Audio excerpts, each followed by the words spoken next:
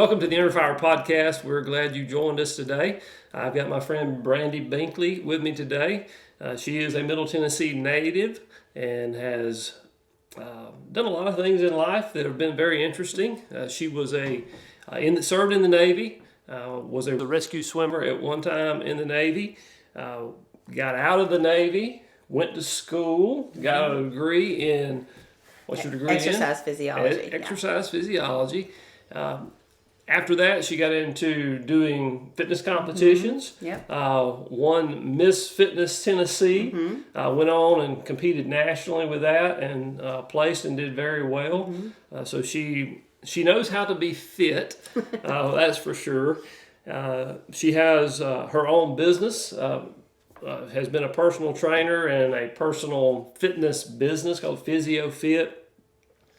She also has went back to the military and worked for them as a personal health advisor or health coach on their Army Boss Strong program, which was just give us a snippet of the intro of what you were doing there. That was you were training up a team, right? Yeah, we had put together a team, and I was hired with a handful of other coaches from around the country to design and help implement the new Army Combat Fitness program. So the Army had not changed fitness in 100 years, and they realized that it was getting expensive and soldiers were broken, and we had to fix it. So they brought a handful of us in as a part of that to help facilitate the wellness and then also help put out the message to soldiers. Good. We might talk a little bit. I want to talk a little bit more about that later. She is also involved in what she calls active wellness. It's really changing how we do healthcare and taking a more well-rounded approach to healthcare rather than just medicating our problems. And so she's working nationally on that, and I expect to see some big things coming out in the future on that. She also has a software company where she is developing software for the fitness industry. And so just involved in a lot of different things, touching a lot of different people. And so we just want to sit down and talk to her a little bit today about her faith journey and how faith is impacting all the things that she's involved in. And so, Brandi, welcome to the podcast. Thanks We're for glad having you me. took time out of your busy schedule to be with us. And so just tell us a little bit about Brandi. Who is Brandi? Well, first, I am a lover of Jesus. I am nothing without that. And that's actually, my relationship with God started really early as a kid. I had a really rough childhood and just a lot of stress and anxiety and kind of absentee parent stuff. And so God was a very, very present force in my life early on, and is exactly what directed me towards the Navy. So I had gotten involved in Campus Crusade for Christ when I was in college, and had a sister Bible study that I just loved, and we'd gone on a summer project, or I'd gone on a summer project, which is like a summer faith project for college kids in Campus Crusade. And it's kind of like they teach you how to integrate yourself into the workplace, and you have a job and you learn how to share your faith in the workplace. And when I got back, that was the farthest I'd ever traveled away from home. And when I got back to Western Kentucky University, which is where I was at school, I had this hunger to do more. I was bored at school, and even though I had a great friend network, I loved learning, but I was bored, and I just felt like I was being called to more. And so when I used to love to watch Top Gun, which is so cheesy, but I loved that movie, and I thought, what can I do? Where is God calling me? And I believed that He was calling me to the Navy to travel and to share His love with people. And so I didn't want to do it and sit behind a desk. And so I went to the recruiter and I said, I want to join the Navy, but I don't want to be bored. I'm leaving behind a great education and a scholarship to go, so I need a good reason Like, it needs to be something fun, you know? Right. And he said, well, do you want to be the 25th female rescue swimmer? And I said, sign me up. Little did he know I had never really swam a full lap in a pool in my life. So it was a rescue swimmer, and I barely passed the test in boot camp. Just so everybody knows, and correct me if I'm wrong, but rescue swimmers are the people who jump out of helicopters into the ocean in all types of conditions to pull people out of the water, right? Yes. Okay. That's a very good description, Scotty. So thankfully, I never had to do that, but I just wanted to do something really exciting and that challenged me. So I joined the Navy, ended up with 4 girlfriends who were really, really amazing people, started a Bible study, and got to lead the first one to her relationship with Christ, which was the first time as an adult that I had shared my faith and seen God breathe on that and got to experience that process with somebody. So let's back up just a little bit, because you said you had a challenging childhood, but when you went to college, you got involved in the campus ministry there.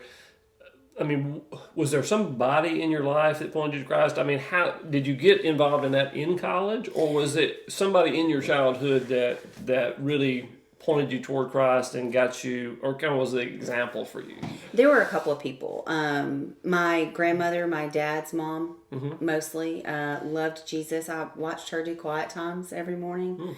So that modeling, and I was very close to her. And, like, if you can have a soulmate on earth, she was mine, for sure. She spoke a lot into my life. And so she was definitely a piece of that. And I had 2 aunts also who I'm still very close to this day, who gave me, time with them gave me an outside glimpse of life in a different scenario. It took me outside of our immediate home to something that was different. And I think that was huge for me. I do remember as a kid, my mom and dad, I knew my dad. I just didn't have a relationship with him, a deep one, until I was in high school. I moved in with he and my stepmother, and life started to get exponentially better. He was not necessarily a believer, but he was a great human, or is a great human. He's still with us. And so their kind of just love and care and tenderness was really model behaviors that I knew of Jesus, without them speaking that into me. But having the just the knowledge and the understanding of prayer as a little girl gave me safety. Like, it made me feel safe. And we know that Scripture says that Jesus is always with the children, and I believe that was true for me, because there were times that I was terrified as a child, and I could just pray or say his name, and I immediately felt safe. So for me, it started early. Right. And then in college, saying yes to campus ministry was pretty easy, because I wanted a network of friends who had similar beliefs, and who were doing good things. So we see a lot of kids that go to college and don't have what you just talked about, a desire to connect with people that have, a faith worldview and are living out their faith. Why do you think you wanted that so much? Was that your grandmother's influence? And the reason I'm getting to that is a lot of people, their kids grow up, and when they go off to college, they're fearful of what's going to happen there, and they're wondering, okay, what do I need to do to instill in my kids that desire for faith and relationship with friends who faith is important to? What do you think brought you to that point? Well, through lots of counseling I've had in adulthood, I believe that, and this is not something a parent would want to give to their kids, but not a solid believer anyway, I wanted the opposite of what I grew up with. And every time in my childhood that I was around somebody who believed in God, or I heard them utter the words Jesus ever, or I'd seen them pray, they seemed like they had good lives. Mm-hmm. And there was a I don't know what if you call it an aura of grace and love about them that was very attractive to me. And I knew that I did not want to have the life that my mother had. Mm-hmm.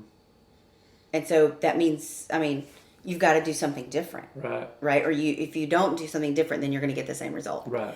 And I didn't want that. Mm-hmm. So I steered away from, the parties and drinking and all that stuff because I'd seen a lot of that growing up.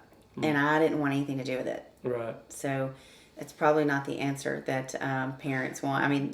But I went the opposite direction. Right. Okay. Very good. That's it's always interesting to know how people wind up there because, like I said, so many people go to college and even they've been raised up in church and get to college and they're like, okay, now I'm gonna really test the waters, and get involved in this stuff. So okay, so didn't mean to derail you there, but so you went in the Navy and had a friend group there, started sharing your faith. Mm-hmm. Spent about 5 years, I think, in the Navy. Mm-hmm. So was your faith prevalent throughout that time, or how did that work? In rescue swimmer school, you have to lean on God because it's really hard. It's really hard physically, emotionally, mentally because you're tired all the time and there's tons of physical, strain. But once, I got hurt about 18, almost 2 years into the military. I blew my knee out. And so my dreams of the rescue swimmer came to an end, of being a rescue swimmer came to an end. And I found myself really sad and depressed. I had gained some weight at that point and was just through kind of self-analysis. And I always say, you can't take too much credit for that because God draws us in. Mm-hmm. Mm-hmm. But God was drawing me back in. And I think that he allowed that to happen because he wanted me closer to him.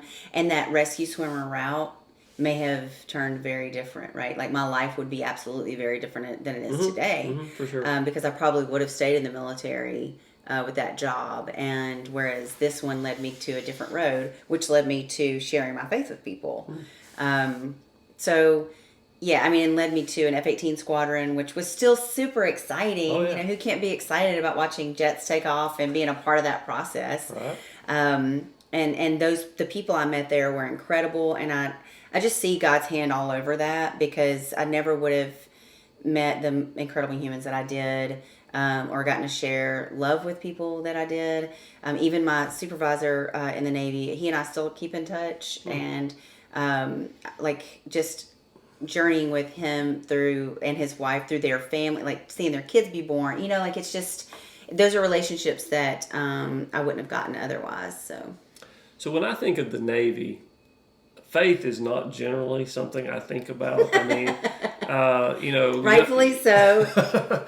How did you, for somebody who's in a situation where it's not a faith-filled environment, where there's a lot of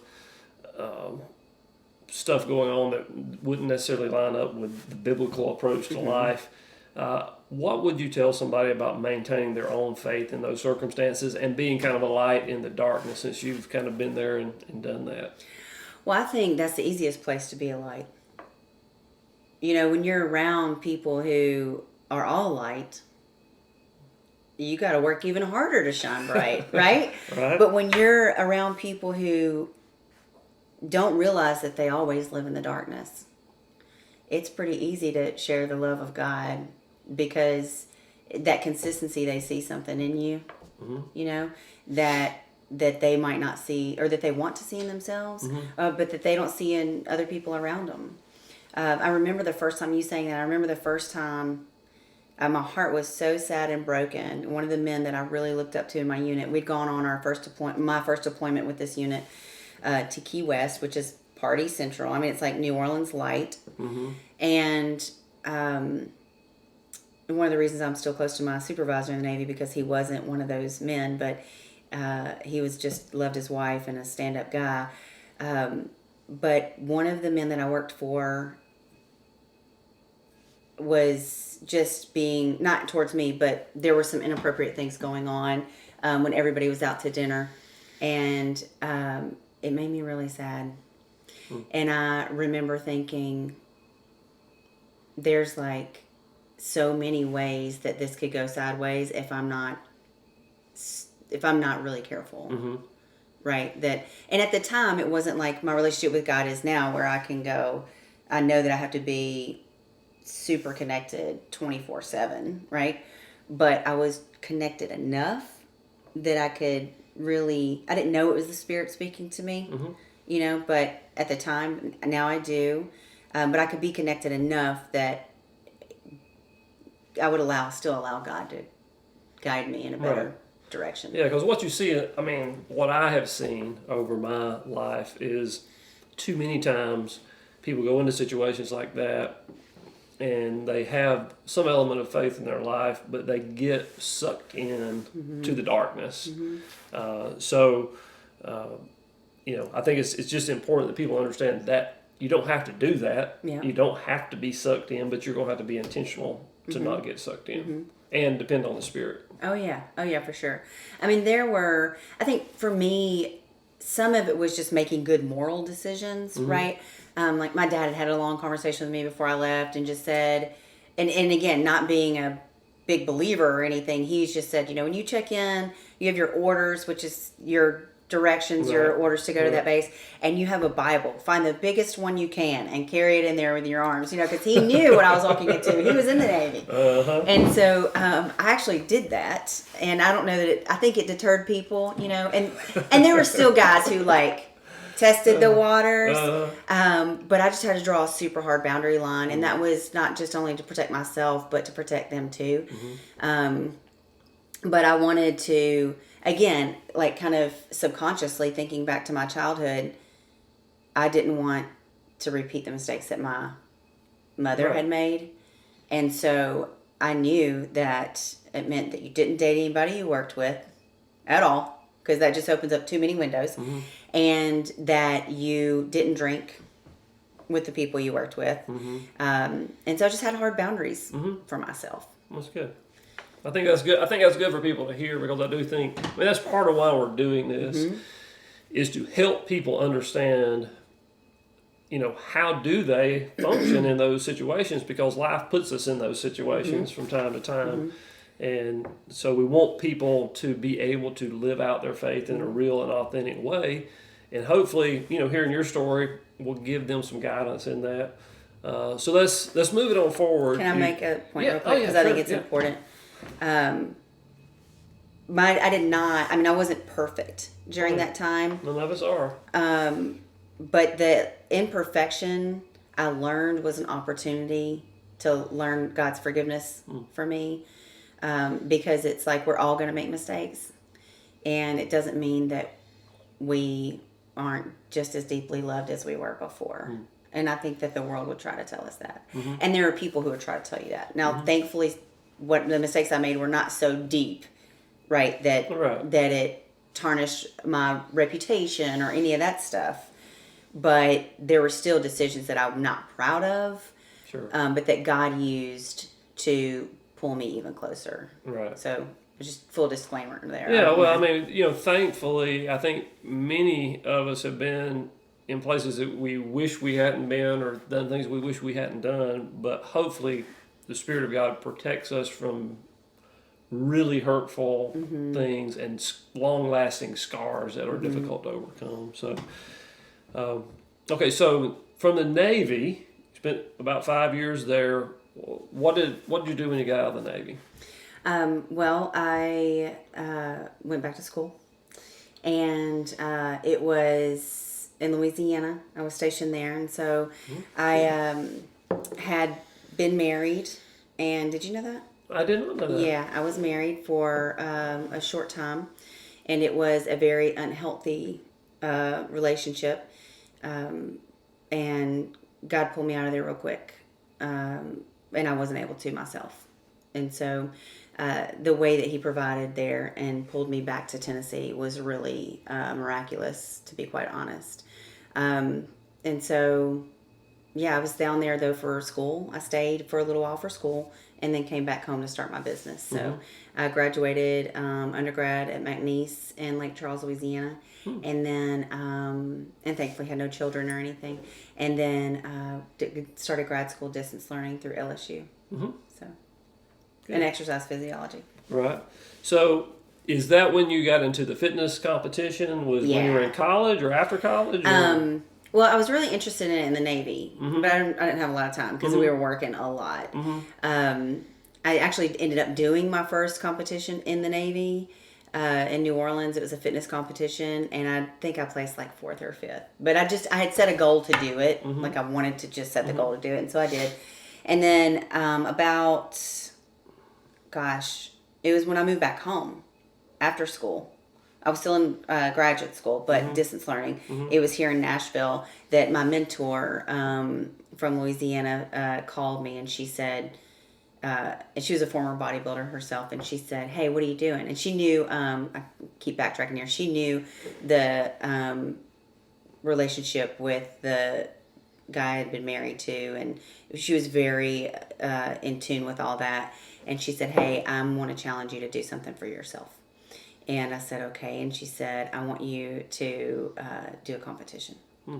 And I said, I don't think I have the genetics for that, because that's what I had been told and all this. And she said, "I've been a national level judge for 20 years. You have everything you need. So start dieting today." She did.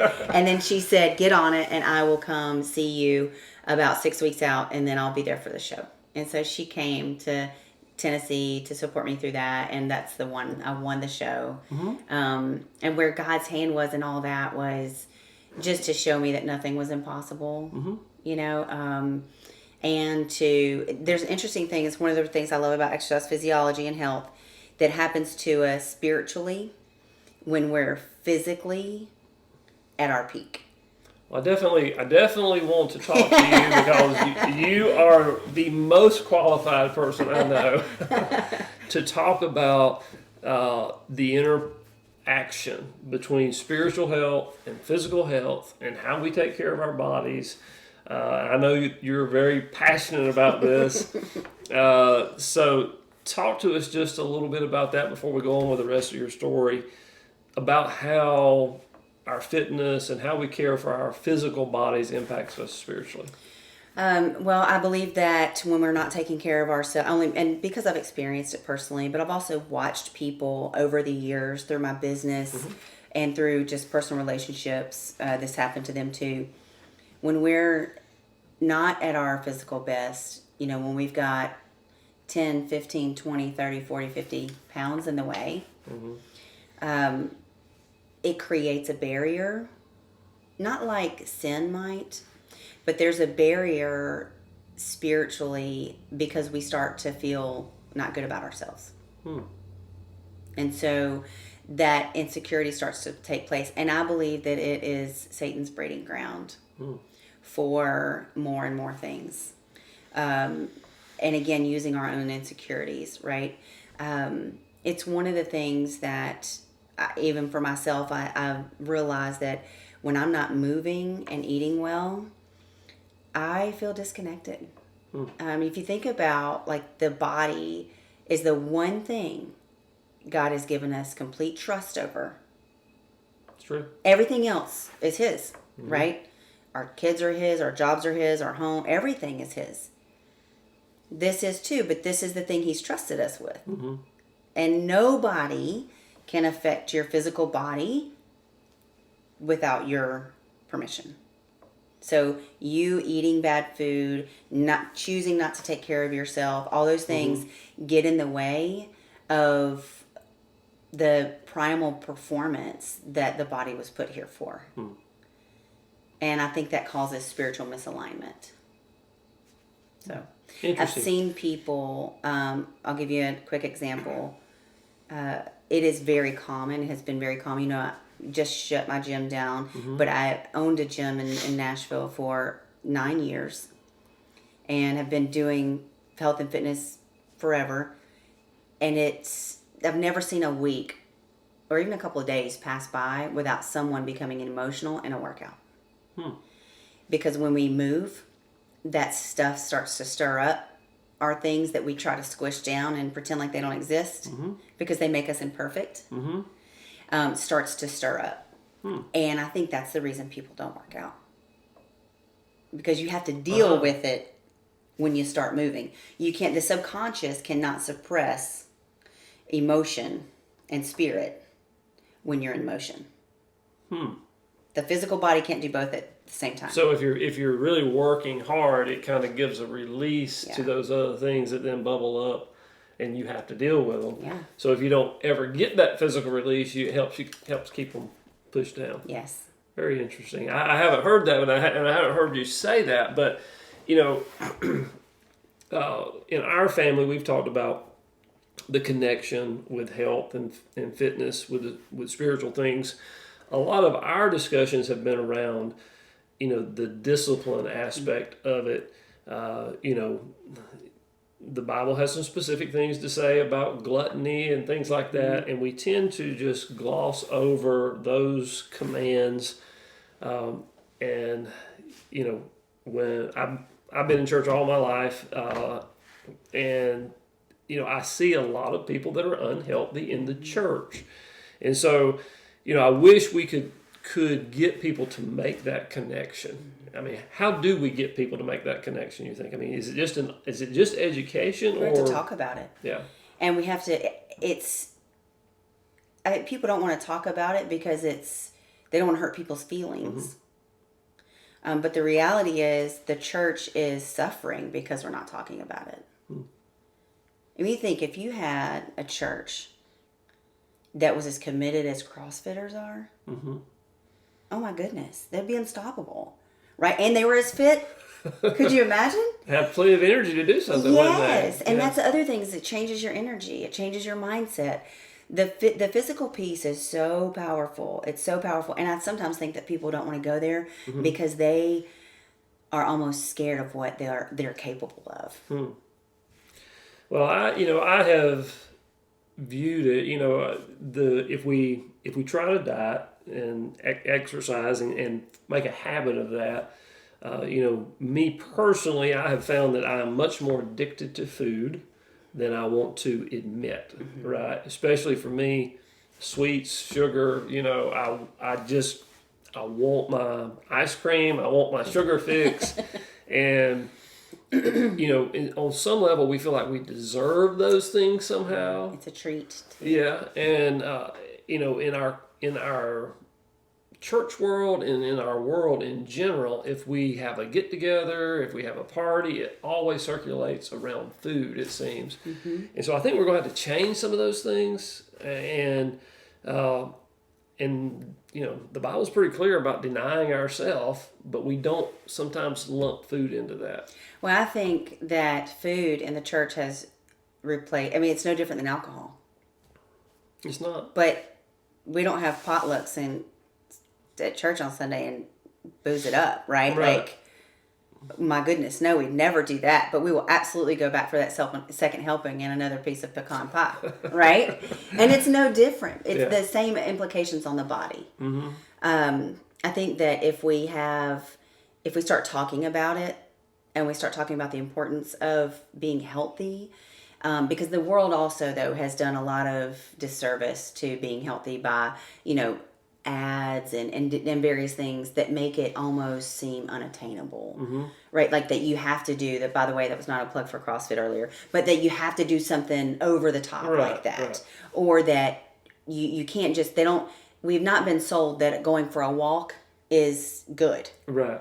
And that's a place to start. Right. And I think that's the thing too, is if we say, okay, start with where you are, with what you have, because what you have is plenty, right? Even if it's just a chair to sit up and stand up and sit down, or stand up and sit down again, that too is exercise. And then maybe saying no to that second helping and recognizing food as a barrier, not a comfort.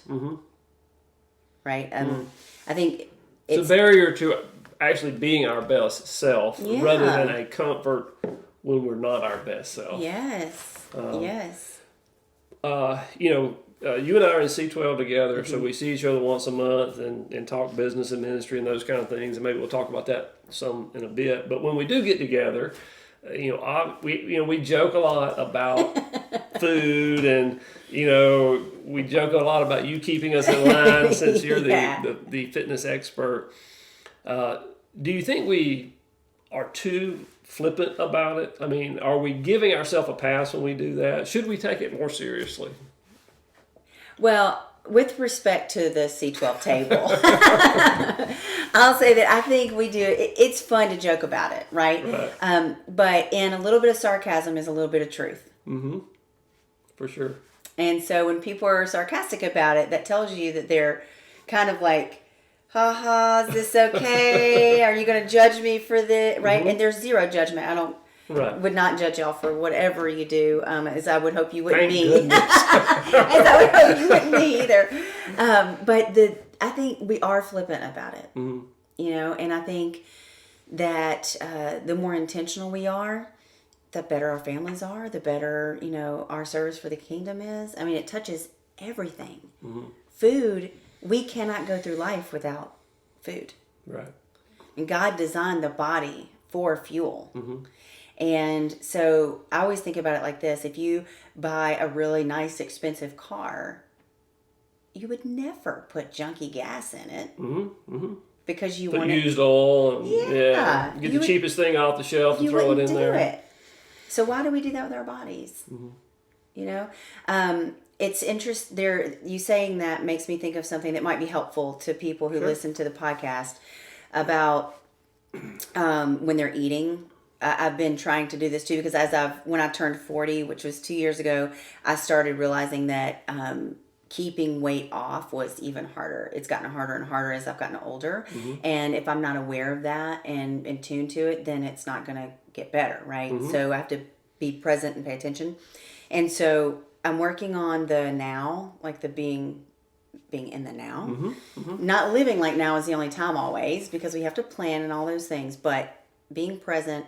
And especially when I eat, and tasting the food, mm-hmm. enjoying the food, whatever it is. Scripture says, to he who is hungry, even what is bitter, tastes sweet. Mm-hmm. And so we've almost got to retrain our taste buds a little bit, mm-hmm. In honor and glory of God. Right. So. Right. Well, obviously we took a little side note there, but that was sidetrack. But that was important, and we could talk about we could talk all day about that. I do think it's very important, and I would just exhort people who are battling this, who want to be healthy, is to do something. It does make a difference in your spiritual life. My youngest son said one time, this was back when COVID first started, he had to come home and he went on a special diet, and he's always been real big on discipline and disciplining himself, taking up his cross kind of idea. And he was talking about being persecuted, and he was like, if I can't turn down a dessert, can I really stand up for Christ? Yes, that's good. Comes to it, and you kind of just leave you like, well, don't really have a good response for that. But it is important, and I wish that the church would take it more seriously, and hopefully this will be a starting point to do that. So, okay, so let's bring it back a little bit. You did the fitness competitions, and then I don't know really how long you were in that, or if that was your main thing at the time, or were you doing that and had your business? When did you start your business? Yeah, so I started PhysioFit proper in 2011. Mm-hmm. And I had just stopped competing. That was not, you don't make money competing. It's just a recreational sport. Motivational, recreational thing to do. It was really, for me, it was a good excuse to have a goal. It's I stopped doing those when I started the business just because I didn't have the time. And I had one of my first mentors say to me, Brandi, you have to decide if you want to be the rock star or if you want your business to be the rock star. Mm. And he was a non-believer, but what it made me question was, who is the rock star here? You know, like, and I don't want to be the rock star. Mm-hmm. I want God to be the rock star. And so I have to do something differently in order to impact more people, because I only have like so much time in the day, right? Absolutely. And so that's when I decided to open PhysioFit.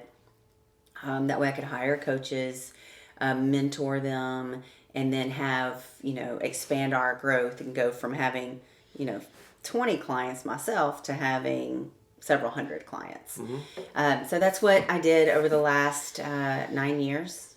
And that too is a God story, because I didn't have, I'd saved my money. I didn't have any debt to start a studio, but I had a client come to me and say, hey, we love what you do. You've been an incredible impact on our family, and we want to help you. When you're ready to start your business, just let us know. And I was like, oh, thank you. That's so nice, and I, of course, would never ask them for anything. And 2 or 3 more times, both of them came to me and said, Brandi, like, we want to help you. And what you do is really awesome stuff. And so by this time, I had journeyed with their kids from the ages of 11 and 13 to now almost 17 and 19. And finally, the mom came to me and she said, okay, you need to understand. We have a lot of money. Always a good place to start. Yeah, she goes, we have a lot of money. I like where this conversation is going. And we want to help you. Yeah. And so we believe that God has given you a gift, and we want to see it put in place. And that's what he's given us money for, is to help people pursue their dreams. And so, of course, again, in my non-humble state, I was like, oh, thank you. That's so nice, And I was just like, I'm not taking their money, I just couldn't. And my pride was getting in the way. Mm-hmm. And so that was 2 months before Christmas, 2010. And they always gave me the nicest Christmas gift. And whether it was, I don't know, something techie or whatever, it was just, I was really close to their family, and I loved them, and they exuded Jesus. And so Christmas Day, in my single life, I would, my whole family did their own thing. We did Christmas on Christmas Eve. And so Christmas Day, it was always me and my dog, and I would save their gift to open. And that year, I was closing down Christmas Eve, somebody else's studio. I'd been there pretty much all day by myself, and just working a lot. And I thought, you know what, I'm going to open their card, because I was kind of sad being in there by myself. And so I opened their card, and it had 2 checks in it for $12,500 each. And it's a note that said, you've had a great impact on our family. This comes with no strings attached. We believe that God has given you an incredible gift to help people. And we love you, and you just let us know what else you need. Wow. And I felt like God was barreling at me, Oh yeah, that's a pretty clear sign. That's a very clear sign. Yeah. And so I fell to my knees in that studio, and I committed. I said, okay, Lord, I'll do this. And so 8 weeks later, I was open. Wow.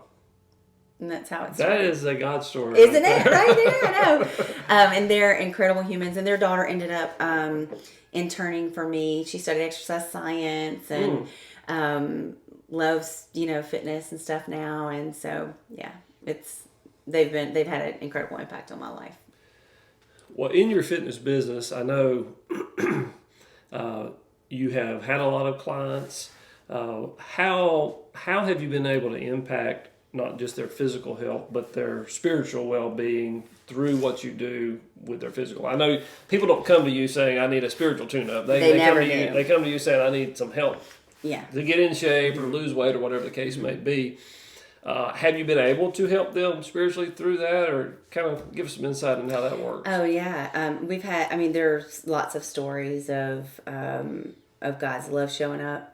And obviously not because of me. I just said yes. But he does all this incredible work and puts people in our space. And so, I've gotten to share my faith with clients. I'm hopeful that it's one of those things where it's like the butterfly effect, right? It's years later, and you see that somebody's whole family's been impacted because of what you poured into them. Absolutely. And so, yeah, we've got, everything from one of our clients who's an attorney who was 50 pounds overweight, came in because he saw a deal we were running, and is now a lifelong friend, and has seen the love of God poured out on people in front of him. So I think those are the kinds of stories that remind me that all that hard work, all the late nights, all the pouring into employees and all those things make it worth it. That someday on the other side of heaven, I'll see some of these people, and maybe their kids and their grandkids. Absolutely, I hope so. We don't know. Yeah. We don't know all those effects. We don't get to Right. see. We don't get to see them. So, can you tell us something specific about your business? And we talk about this all the time at C12. How do we use our businesses for ministry purposes? Can you tell us maybe a thing or two that you do, just so our listeners might understand that it's okay to bring faith into the workplace, and what you've done that might help them make some decisions? Two things that come to mind, well, three. One is, and this, that we implemented Corporate Chaplains of America. And so that was really just an action to show our employees how much we love and care about them, that regardless of what they believe, we're going to love and care about them anyway, because that's what lovers of Jesus do. Right. And so that would be the most recent. We used them for about 2 years, maybe it was a year before we, obviously being closed now, we don't use them, but, and then taking our team on team retreats, 1 to 2 times a year. And we would spend at least a whole day working, like helping them just do personal development. So, setting their goals in life, and the feedback that I would always get from that is, thank you for bringing us somewhere that you didn't have to, that has nothing to do with work. Like I needed this time. I didn't realize it. And so just being able to share God's love. And I think too, the third thing that comes to mind is the philanthropic piece of, because it's unique in our industry that we're service based, obviously, and we get to work very personally with people. Right. But I would give the coaches notes randomly with their used to, when we wrote checks, we did that, but now we would just give them a card, but it would say, thank you for your work over the last month. You have had the opportunity 1,473 times to care about somebody. Maybe that's how many people, like we'd pull how many people they've seen in that time period, and then remind them of the opportunity they got to love on others. And then we started giving them, from the giftology thing, I gave them each a budget to love on clients. Like, okay, you get, I think it was $600 a quarter, and you can spend it however you want. And so, like, we had one coach whose client's wife had been diagnosed with cancer, and so he sent them dinner every night for a solid week with his.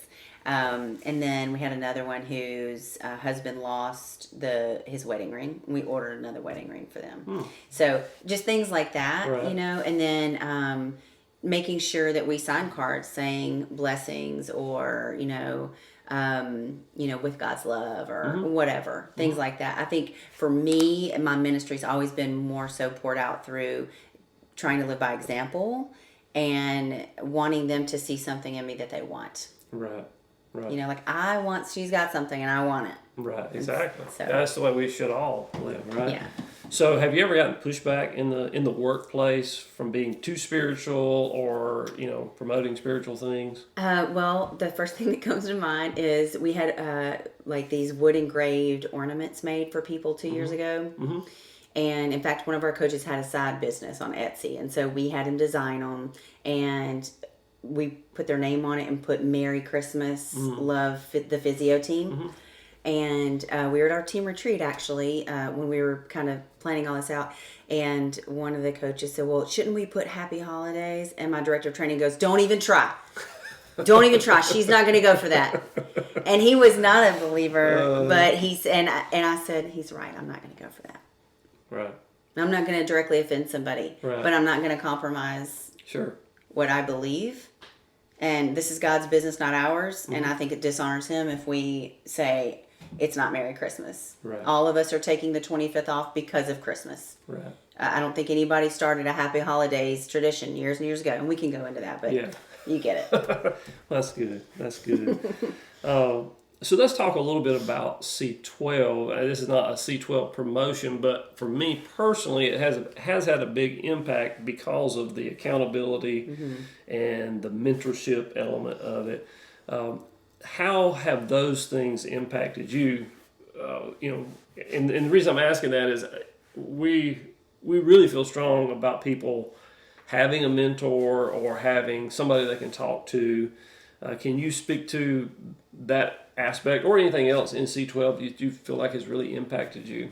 Well, and you know this all too well because you were there and you spoke a lot of truth into me, and have in multiple situations. But the opportunity to have a safe space that's completely judgment free, or at least you feel like it is, to be poured into, and the opportunity, that safe space makes you feel like you can be receptive, right? Because we don't have our guard up. And so having the safe space, being able to be in a place that you can be receptive to coaching. I don't want to call it, what is the word we use in the church? Rebuke. But that didn't feel very good, right? Right. Essentially it's what it is, but coaching is maybe the 2021 term. Exactly. We're going to coach you up a little bit. We're not going to rebuke you. We're going to coach you up. Yeah, rebuke makes you feel judged. Coaching up makes you feel loved. Right. So having that has been huge because all of us have those times in our lives, right, where we struggle. And regardless of how good our relationship with God is, but especially when it's not in a good place, we struggle. We struggle with our value. We struggle with making decisions that are life-changing decisions. So it's been incredibly. I can't put a price on how valuable it's been to me. Yeah, I would say the same thing. It's just, I really strongly believe that everybody should have somebody in their life that they can sit down with at least once a month and be open and honest, and somebody to help hold them accountable and guide them. And so C12's done that for me, and I just encourage other people, to have something similar. Obviously, everybody's not going to be in C12, but so let's talk a little bit about where you're at in business now. You're at a point of change. And so tell us a little bit about where you're headed and how your faith is kind of informing you along those lines. Well, God did one of those Christmas Eve things again where the building, my building got bought by a developer, and there was this long negotiation. It felt very drawn out. But in my quiet times, in just my being in the presence of the Lord, I kept hearing, just be still and wait, just be still and wait. But stand firm, but wait. Right. And so he really started aligning all these things. Had a client come to me who is in payment processing and said, what does that look like on your end from a business perspective? And I shared with him what we did, and he said, oh, there's an opportunity here. He said, is your whole industry paying this? And I said, yes. And so we decided to take all the things I had experienced and knew about managing a wellness business and all the things that he knows about payments and fuse them into a new software platform called Physio that really kind of brings every element of managing a business and employees to one dashboard instead of CRMs and ClickFunnels and social media and payment processing and payroll, all these things. It's all in one place now. And so, and the intention is to maximize the end user experience in a facility or a clinic. So it's designed for healthcare and for fitness to measure outcomes driven, and it's all driven by AI.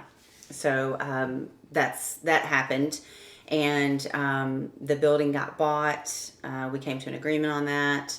And then, as you know, one of our other C12 members connected me with somebody in the healthcare space who was really interested in using me as their expert for interdisciplinary clinical wellness stuff. So that's in the orthopedic space primarily right now. And I can't go too much into it, but really just changing the way, like the opportunity to change the way that patients experience surgery from an orthopedic perspective, both from the pre-surgery to the post, and then lifelong wellness after that. So to hold their hand the whole way until the day God calls them home. So all those things happened kind of at one time. It was like God was like, wait. Okay, here. Right. And then it made me feel great about closing the gym. And I just couldn't do all of it anymore. Right. And it's been an incredible gift. So. Well, I'm sitting here listening to this, and if I didn't know you before, I may sit here and say, well, she's pretty lucky to get all these opportunities. I'm sorry, I have to laugh. Because nobody sees all your hard work. Well, right? Because we are in C12 and we share business, I know these opportunities that you have are big opportunities. If we wanted to drop names, we could, and it would be people that names that people would know, and they would probably go, "Whoa," know. And so when you tell those stories, sometimes people just sit back and they say, "That couldn't happen to me," or "I'm trying to get this done." Speak a little bit about how you feel like your role in that versus God's role in bringing you to where you are now, and just maybe your perseverance over time, or whatever you think is important for these opportunities that you have now, because they are very, very good opportunities. And as you've said, some of the other stuff with the people gifting you the money to start the business and things like that, just kind of, if you can speak to that. So what I think of is, like, to hear you say it like that. I've not thought about it like that. I kind of go throughout my day and just say, okay, God, what today? Let me be who you want me to be, hear what you want me to hear, and do what you want me to do. And may, at the end of it, I be found trustworthy. And I think that the small, it seems like, you saying it's like, yeah, she's a lucky girl. Wow. That's amazing. But what I think about is like all the work I've put in of thousands and thousands of hours. I was counting it last Friday. I've done over 42,000 body fat tests since I left college. Like all the work that you do, Right. It adds up. And we've seen over, I think it was 75 or 76,000 sessions in the studio. So putting that together, managing it, facilitating it, all those things lead to something else. Right? And so one of my clients years ago said to me, who has won more Grammys than Johnny Cash, she said, which means I take her advice, and she loves Jesus more than anything in the world. She said, I was interviewing her, and I said, what is the thing you tell yourself and that you say that is like you're, at the end of the day, this has to happen? And she said, I have to leave a trail of excellence. Leave a trail of excellence. And so in everything you do, whether it's doing somebody's body fat, doing somebody's body fat's a really intimate situation. You're pinching the fat on their body. It's not comfortable for people, right? It requires a lot of trust. Yeah, we're not going to do that right now, I can tell you that. We're not doing that today. Maybe I'll teach Jonna how to do it, and she can do your body fat. You're like, no, I'm not going to. But whether it's that, and having that opportunity with somebody and being ever so present with them, or it's sitting in a boardroom, which is it's nerve-wracking for me, not even at the C12 table, but with these new opportunities. I'm the only woman in the room. I'm 5'3" and blonde, and from the fitness industry, there are all these overhanging assumptions about fitness people, that they're not real professional. There's all those things. And I have to, at the end of the day, just tune so closely into Christ, because that's not his definition of me.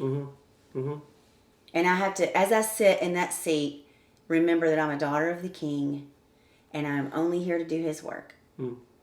And regardless of whose name in the world is attached to it, it doesn't really matter, because God doesn't love them any more than He loves me. Right.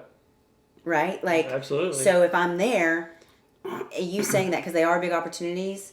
I was telling our mentor, Dewey, this. He said, how are you feeling about all this? Because those are big roles. That's a big title for you to have. Like, how are you feeling about that? And I said, well, it's not for me to feel anything. If God wants me there, then I have to trust, one, that opportunity is absolutely His. I didn't get there on my own. Right. It has nothing to do with Brandi Binkley. And I must show up and leave a trail of excellence, because what I leave behind speaks directly to Christ. Because they're going to know that I'm a believer. Right. And if I don't do a good job, then it speaks poorly of Him. And I can't live with that. Right. So, yeah, it seems lucky and all these things, but it's not luck. It's the way of the kingdom. Yeah, and I totally agree with you. And, you've got to be faithful in little before you can be faithful in much. Yes. And one reason I wanted you to speak to that is just the culture that we live in, especially with young people, is they want to have it all now, so to speak. And it takes time. It takes faithfulness over a period of time. I mean, yeah, some people, it happens to them when they're 20, but for the most part, you've got to be faithful in little over time, and then God brings those opportunities to you. So one other thing I want to hit on real quick, and I don't know how much I need to check the clock, I guess, and see where we're at on time, but we haven't talked about this, but obviously you are a woman, and you've been in a lot of situations that were male-dominated. The situation you're in now, the opportunity you have as a male-dominated with big male egos and stuff like that. I mean, how has being a woman in those situations, how has that been? And especially as it relates to faith, you kind of hinted at it already there, what you just said, but can you expand on that anymore? Yeah, I mean, there's a lot of layers to it. God has really shown me who He is through a lot of this, but also it's that constant reliance that He's put me there for a reason. I have to heed the Spirit, and I cannot heed the Spirit if I'm not connected. And so it's more important. It becomes increasingly more important the more responsibility we're given, right, to spend time with Him. But I think, especially as a person of faith, a woman of faith, I do find it sometimes difficult to manage my expectations of others and their egos, because with lots of titles there are lots of egos, and for me, I really just don't care. Like I don't care who they are. Right. It just isn't important to me, and what I see is that, and what I'm reminded, God reminds me of, is that regardless of whether you're a man or a woman, I've put you here. You're in this position because I want you here. And I just need you to be ready and willing. And I think you said something there that I think is important for people to know. And you've been in a situation, you mentioned the client earlier who won all the Grammys. The people you're working with now are nationally known names. I think when you work with people like that, I think people have this idea that they're somehow different or whatever, but I think you just come to find out that people are people. It doesn't really matter what they've done in life. At the end of the day, we're just people. And so part of the reason I say that is we all imagine, if I could work with this person or that person. Well, they're all just people. I mean, whoever God puts in your way, they're equally as important. Yes. We should serve them just as well as if we were serving the most famous person. That's right. in the U.S. Okay, let's talk for just a minute if you could. I know you are big on solitude and time alone with God. Can you speak to that just a little bit? Tell us what you do and how that impacts the rest of your day and the rest of your life, because I know sometimes you take some extended times of solitude. So I did my first like actual away, solitude. It was right before Matthew and I got married. And I heard the Holy Spirit speak. And I think one day God will tell me, but that he spoke to me so clearly because I had been obedient to go. Like I was so tired and I was so just at my wit's end with work and just I had a lot going on and I knew I needed to be away and be in the quiet. And it was in the quiet that I heard him speak. And it was about purity before marriage. And I was so nervous to talk to Matthew about it. But after that, but it was so clear. It was so clear that I couldn't ignore it. Right. And so, and of course, when I talked to him, he was great about it. And, it was different because we were older adults getting married and he has kids and I hadn't been married before. And so it was just a different conversation than it is when you're 18, Absolutely. But it was so good. And from that point on, I said, yes, Lord, I'll do this. Like, if I get to hear you speak like that, I'll do it as often as you want me to. Right. And so I've been in the habit for probably 10 years now of doing my quiet time every single morning. I like the mornings because I like to start my day with God. And it has been at times kind of just felt routine. But what I realized is it's not too far off from what you were saying earlier. Doing the habit, doing the small things every single day was so valuable in the moments of the hardest trials in life. You're building up a reservoir there, which you can draw on when the times get difficult, and you don't even realize that it's there until you've been faithful every day in doing that. Yes. And then with this, the extended retreat is really, I just pick a place. I started this 4 years ago. And the first place I did was the monks. I went to stay at Trappist at the, what's it called? It's in Kentucky, Trappist, Kentucky.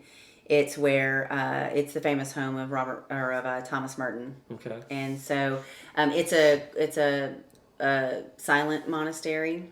And I'm not Catholic, but I thought I want to go experience this and see what it's like.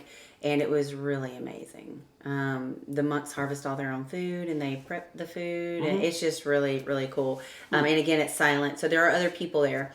Since then, though, I've gone by myself places. So, Pacific Northwest. I like to make them beautiful places. Unfortunately, I'm able to do that. But it's one of those things where I'll pick something to study, like the last year was Psalms, and I didn't get very far because it's so deep. I thought I would get really far. I didn't. It's so deep. I didn't get very far. But I don't have a TV. I don't have, I don't play music, not even praise and worship music. Like it is just me and God and the quiet and the stillness. Now I'll go hike and things like that, but I put my SIM card from my phone into a flip phone so that I can't get any social media or email. And then I drop pin and Matthew knows where I am, and then I come home when I'm done, which is usually 5 to 6 days. And what is that? 5 to 6 days? That's pretty big. That's pretty Scotty's big. going, wait a minute, I didn't know it was that long. No, I was thinking 24, 48 hours. No, 5 or 6 days. So, that is pretty big. Talk about the impact that has had. You're still doing it, so you must find it valuable. Yeah, it's incredibly valuable. I wish I could do it like every quarter. The rest alone, it's not even, obviously being in the stillness of God is incredible, but the rest alone and not being distracted by the world is by far, it is one of the biggest gifts. So when I come back home, I'm refreshed. I have more energy. My creative juices are flowing again. My mindset is different. I'm rested. It is really impactful, and I would challenge everybody to do it, and especially married people. Like Matthew said last year, he said, "I noticed such a difference in you after getting back from that retreat. Like you're just like, it's like God just kind of dusts me off, you know, and breathes fresh life into you. And just not being responsible for anybody, you know, during that time is really healthy. So yeah, I'm prayerful that he will be getting to that habit too, and he'll be able to have his own time. Well, kind of tying that back in with, our physical health and our spiritual health. I read an article just this morning talking about how many spiritual leaders fail because, and obviously not the only reason, but a factor in their failures are that they're worn out. Yeah. They need rest. They need solitude. They need retreat. And so it is very important. It's one thing we talk about on a monthly basis when we get together is being balanced and taking time for those things. And so that's very important. So we're out of time, but I do want to just ask you briefly about one other issue. I know since we've known each other the last few years, you've gone through some difficult personal times that just me observing from the outside looking in, quite honestly, would have destroyed many people. You have come through that. Can you talk about how your faith has sustained you through those times? It's the only way I made it through it. Yeah, I mean, Matthew and I were separated for about a year, and it was in the moment when I knew something had to change, because if you change nothing, again, things stay the same, right? Right. And through lots of counsel, I was brave enough to listen to what the Spirit was already saying to me, and that was just God saying, I want him alone. I want him to myself. And it's scary to leave your house and your husband or your wife, your spouse behind. And I had to trust that God had something that he was going to do. And I had no idea what it was. I just knew that he said, I want him to myself. And I love him enough to say yes to that. I love God enough to say yes, and I love Matthew enough to say yes. And so God did some amazing things in Matthew's life through that year.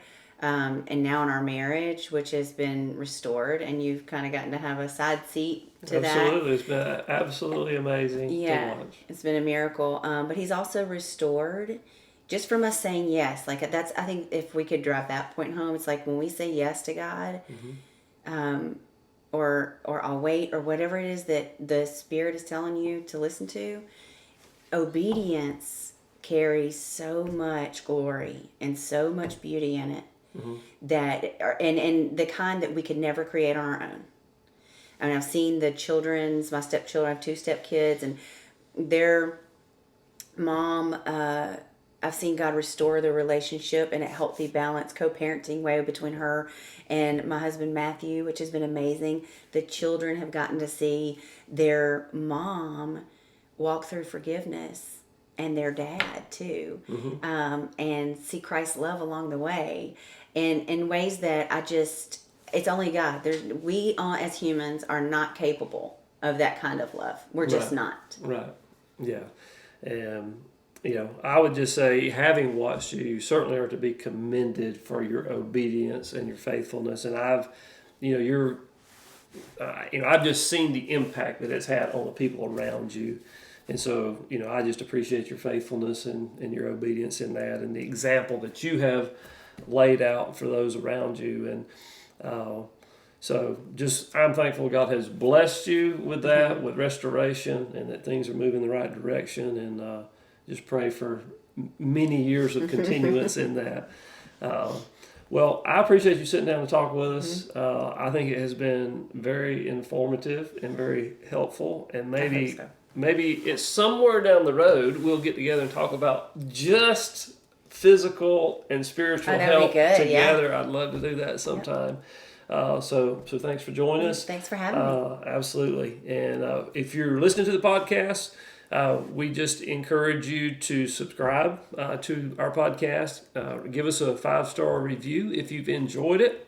You can also follow us on Facebook and Instagram and other places. So thank you for being with us today. Hope this has been a blessing and an encouragement to you, and hope to see you soon.